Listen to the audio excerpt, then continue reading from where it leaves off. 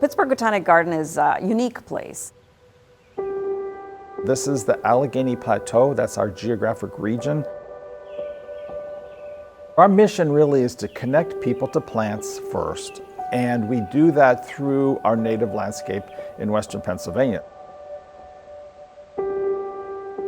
We are actually a former coal mine. There was deep mining on site, there was strip mining on site, and it really left the land sort of scarred. That's the land that we started with. And then now we're going forwards, taking that land and making it whole again.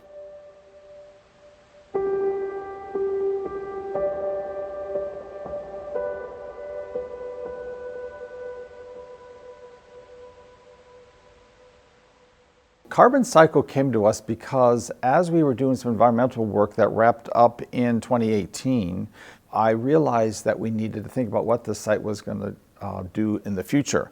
5 acres or so of the 460 that we operate here became available right next to a highly visited part of Pittsburgh Botanic Garden. So it was first about figuring out the land and what we thought it should be. Then we settled in on an exhibit of some sort or exhibit garden.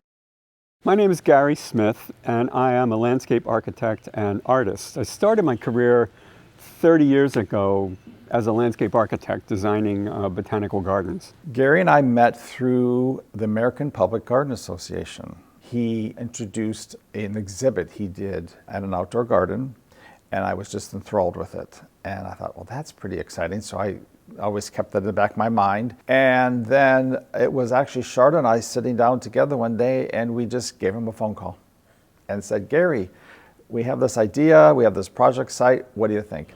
And so when this idea came up to do some sort of environmental art project, we were very excited to be able to work together. We visited the site, and then the ideas kind of incubate, I guess, over the winter. Carbon Cycle was a great name, and that really came out of Sue Meyer's thinking about it. It was like an instant. It just fit us, it fit the installation, it fit our story, but it also had a story of its own to tell. So much of the earth is made out of carbon, and carbon actually has a cycle that it goes through. One of the things I like about this project in particular is that it is about ecological change over time. I love the whole principle of forest succession, how the natural woods takes over naked land, and it goes through these processes. I had this idea of this really clean mound of coal, and I had this idea of logs representing trees that have been cut down. So I thought of the logs radiating outward. And then I thought, okay, so what's the connection between this fuel, this coal, and then these logs? And I thought, well, let's just burn the ends of them. And we'll lean the burnt ends up around the coal. The piece that we're putting in the middle of it is a big circle. And then this curving pathway that leads you up to the site. Let's move that line to where I'm standing, and then we'll make a smooth curve. I love this because it's like painting with a giant brush. When I'm working on a painting, right, typically things go along great, and then there comes a point where I'm just frustrated. So this is good, because there's always the stage where you're thinking too much. So we're there, and now we just got to do it while we're not in our own way. This is the dance part that we're doing. We're playing, right, and getting the lines figured out. But once it's figured out, it's done. Yeah, I think we're good.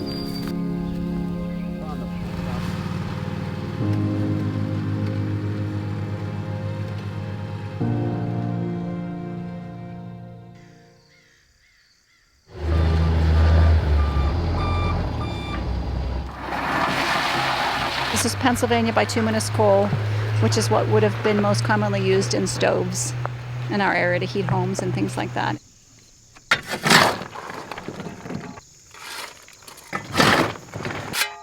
One more pile of coal, another 7 tons, will give us a beautiful center cone, and then we'll start arranging the logs.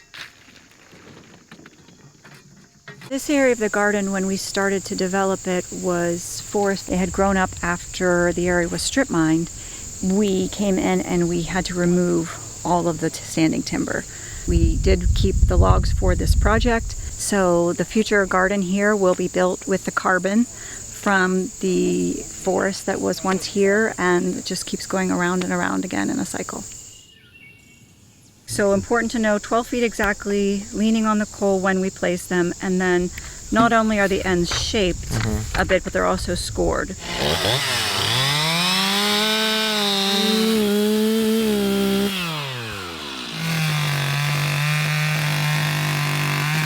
Maybe Gary want us to take just a little bit more off here, but we sort of want a big chunk here. Right. Let me take a picture of this and send it.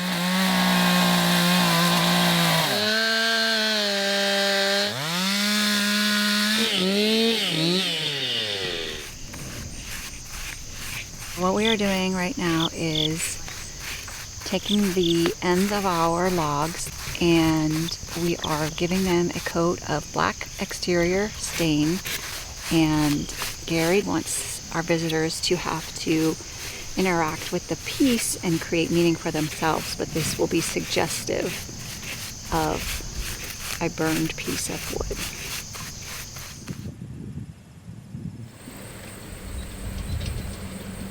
One of the things that Gary wanted to be part of Carbon Cycle was an outer ring of trees. And this, of course, represents how trees can be used to bring the carbon back into the biosphere. We selected native species for that outer ring, so we ended up with this beautiful mix of pagoda dogwood, swamp white oak, 2 kinds of chokeberry, and black cherry. There's only 69 of the aronia, so that should be plenty of space for them, and there's 100 of these.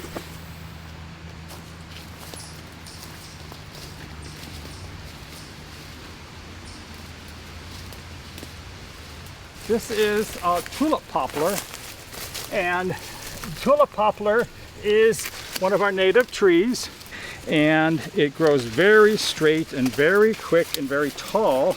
We are gathering straight sticks for Gary to combine in an artistic manner to create what he calls bundles of branches that will help create a visual sense at the entrance to the exhibit garden.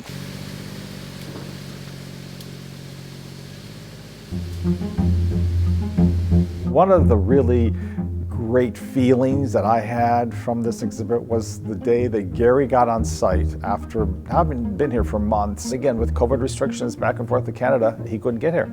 His experience going through the Serpentine and getting to the site, he just was sincerely pleased. The scale is like perfect, you guys.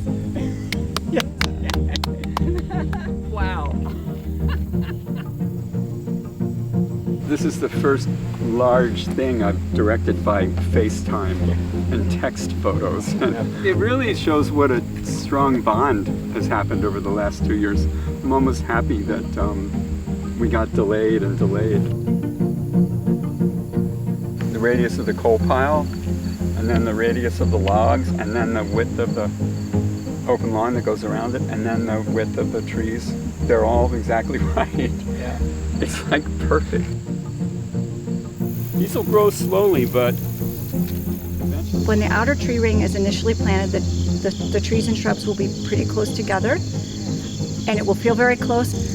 And then over time, as this piece matures and nature does its job, it will just evolve.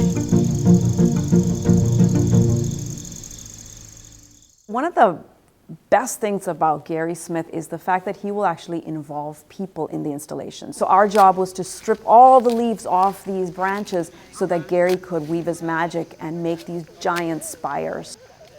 This is the first time I've worked with Tulip Poplar, but I like it because it's so flexible. So having 2 of them as an entrance is great. It really felt like a community effort that we were all kind of working together towards this installation, and it gave a sense of ownership. This is perfect. Okay. The size is perfect. It's pretty easy to work with. Why don't you step back? Okay, you got it. I got it. And see if you think, Wow. first of all, wow. Wow. They're tall, right? They're tall. Awesome. Beautiful. But I think we might want a bigger post. Oh, yeah.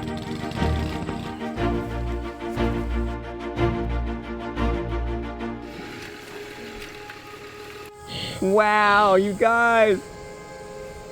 I imagine them being about 10 feet, maybe 12 feet high, but 22 feet?